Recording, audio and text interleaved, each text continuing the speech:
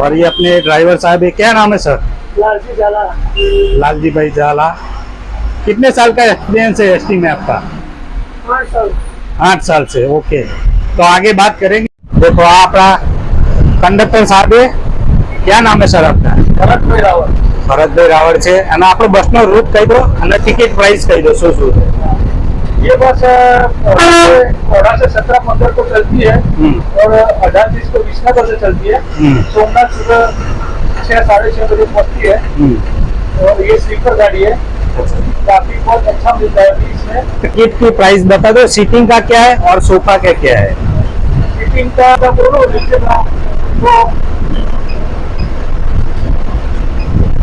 361 रुपया है सीटिंग का। विसनगर से विसनगर से 361 और स्लीपर सोफा का बात करिए तो 441 रुपया है। 441, ओके, थैंक यू।